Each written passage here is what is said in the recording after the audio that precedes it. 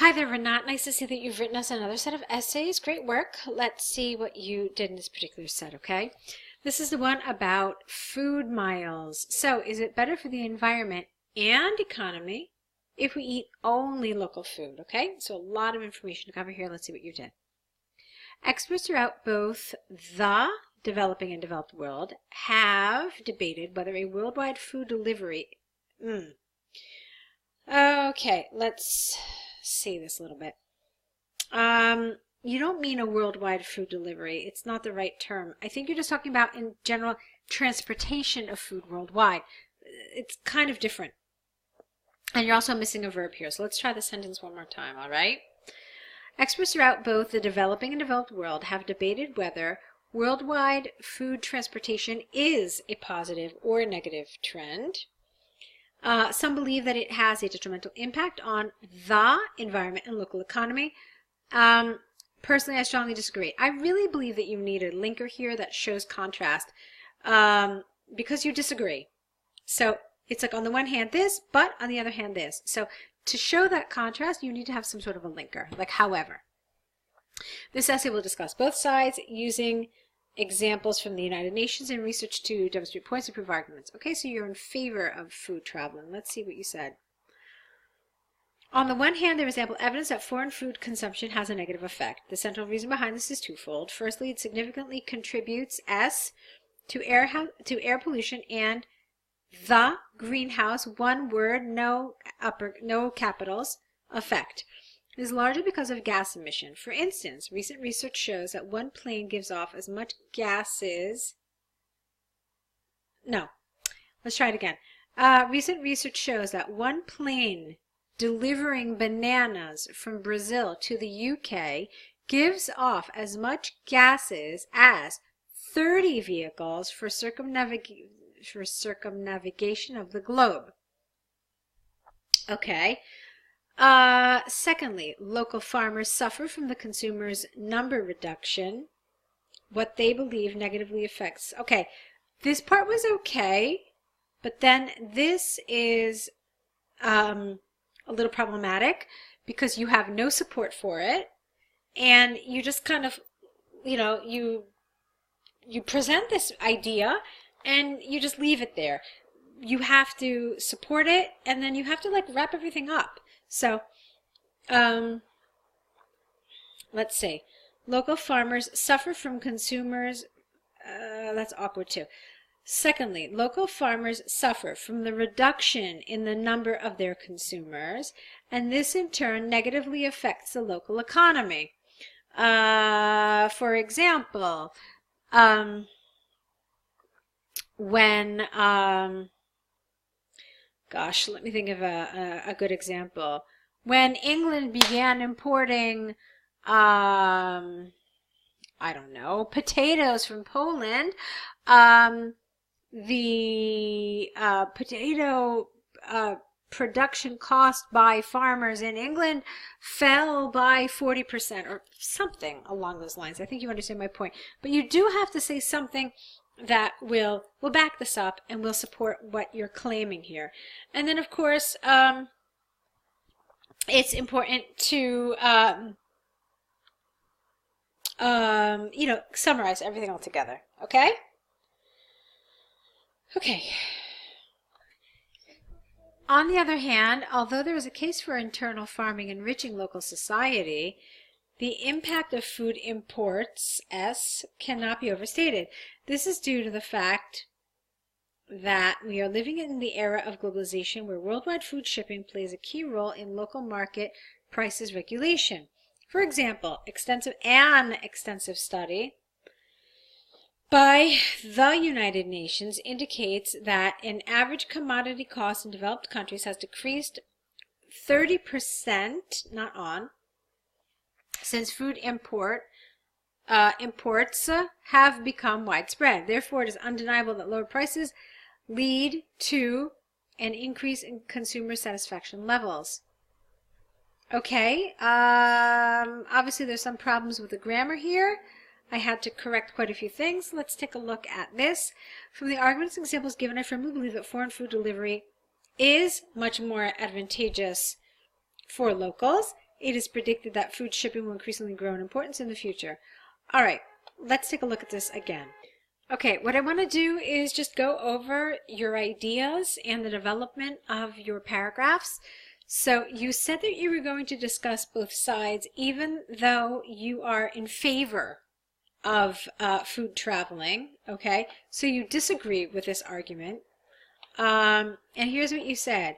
So here you basically said that, okay, yeah, it's true, planes give off a lot of gas emissions, and that's harmful. And then here you said, yeah, it's true with all this international shipping of food, local farmers suffer. As I mentioned to you before, you didn't develop this idea at all. You really were supposed to, so that's very important. Now here, the only thing you really say in favor of international food supply is the economy. You don't say anything about the environment.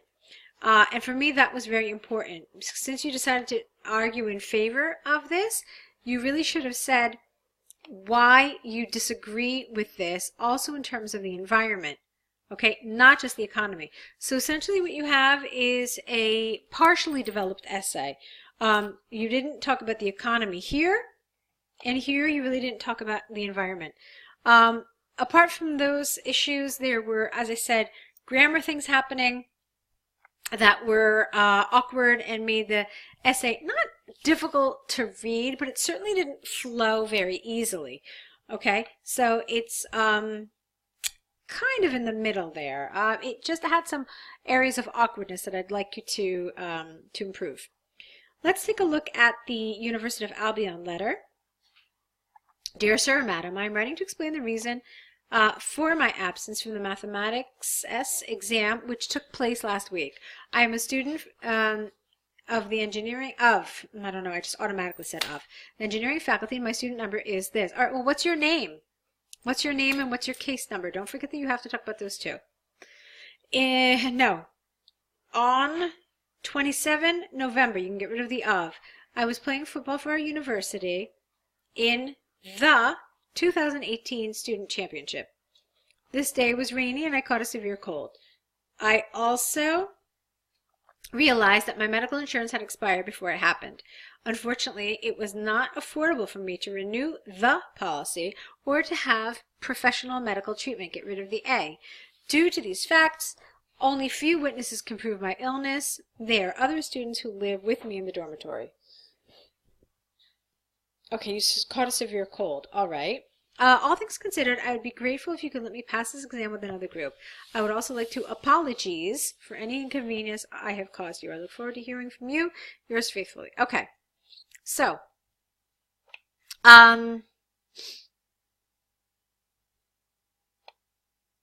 let's talk about this. First of all, did you apologize for the situation?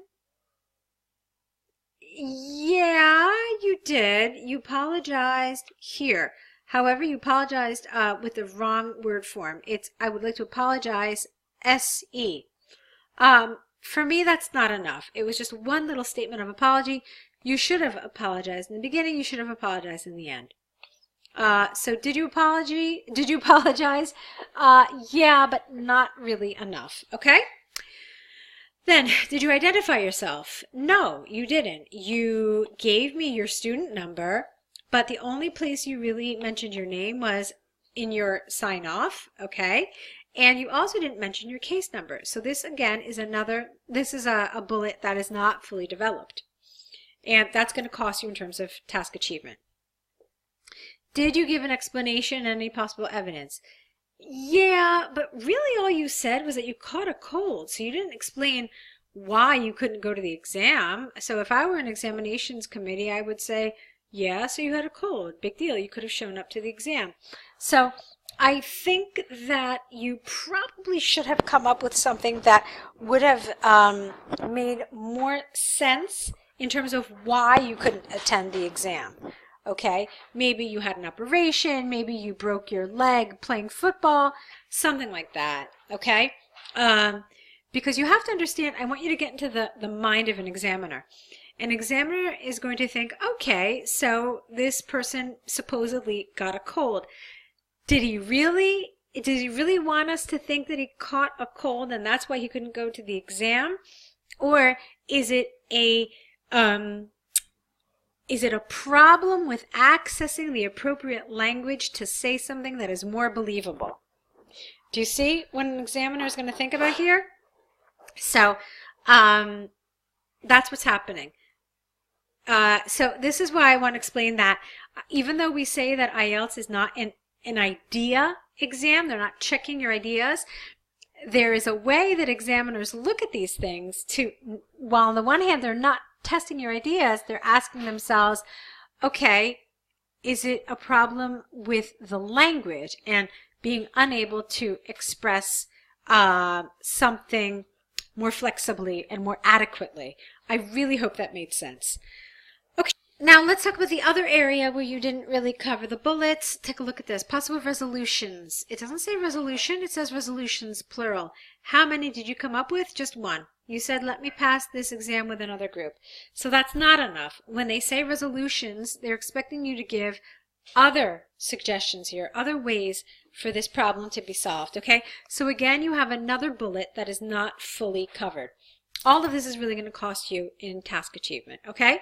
So for your next set of essays, I really want you to think about some of these issues and just kind of alert yourself to the kinds of things you need to pay attention to when you're writing. So go ahead and get that started. A new set of essays, correcting these, and we'll wait to see what you write for us the next time, okay? Good luck.